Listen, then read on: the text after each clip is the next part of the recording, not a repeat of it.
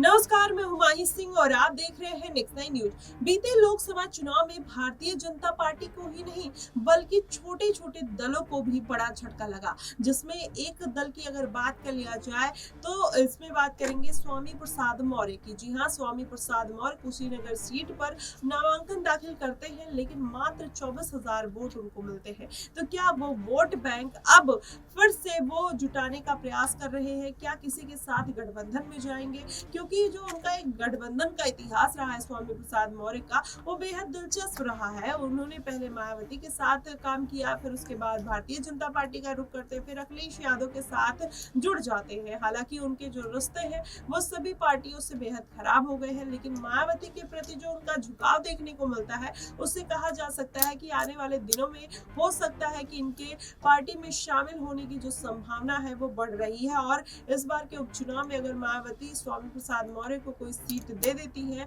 तो जाहिर तौर पर कहीं ना कहीं जो दलित जनाधार है वो बढ़ता हुआ नजर आ सकता है। और ऐसे में मायावती का जो गिरता हुआ ग्राफ है उसको बचाने के लिए अब कहीं ना कहीं उनको छोटे छोटे दलों का सहारा लेना पड़ेगा, जिन पर दलित वोट बैंक का कब्जा है, जिसमें पल्लवी पटेल, संघमित्रा मौर्य, स्वामी प्रसाद मौर्य जैसे बड़े नेता आते हैं। वहीं बृजभूषण शरण सिंह को भी भारतीय जनता पार्टी ने नकार दिया है। तो ऐसे में अगर बृजभूषण शरण सिंह को भी मायावती साथ लेती है तो जाहिर तौर पर इसका फायदा उनको इस बार के उपचुनाव में देखने को मिल सकता है। लेकिन अगर ऐसे समीकरण नहीं बने तो जाहिर तौर पर मायावती को फिर से उपचुनाव में बड़ा झटका लगने की कहीं ना कहीं कयास जो है वो लगाए जा रहे हैं। वहीं आपको बता दें, जब से नगीना सीट पर चंद्रशेखर आजाद रावण ने जीत दर्ज की है, तब से उनका कद जो है राजनीतिक स्तर पर बढ़ता हुआ नजर आ रहा है। और यही कारण है कि मायावती का ग्राफ जो है वो दिन पे दिन गिरता हुआ दिखाई दे रहा है। तो अगर ऐसा हुआ तो जाहिर तौर पर यह साबित हो जाएगा कि आने वाले दिनों में चंद्रशेखर आजाद रावण ही दलितों के सबसे बड़े नेता है। ऐसे में स्वामी प्रसाद मौर्य, पल्लवी पटेल जैसे नेता अगर मायावती उनको साथ लेती है तो हो सकता है कि आने वाले दिनों में मायावती अपनी पार्टी को फिर से खड़ी कर पाए। जो एक इतिहास मायावती का रहा है, 4 बार की मुख्यमंत्री रही है, एक दबदबा उनका माना जाता था, आज वो सब दबदबे पर कहीं ना कहीं पानी फिर गया है।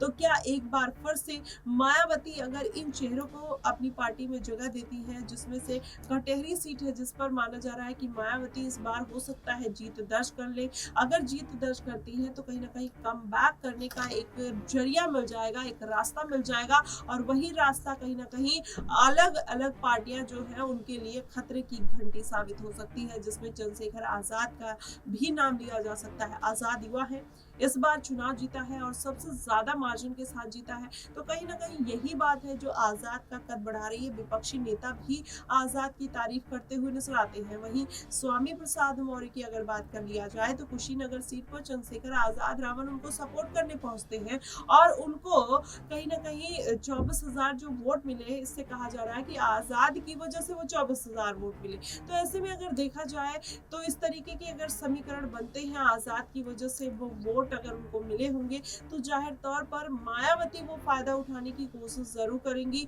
क्योंकि स्वामी प्रसाद मौर्य को भी अगर आजाद साथ लेते हैं तो मायावती के पास आखिर बचेगा क्या?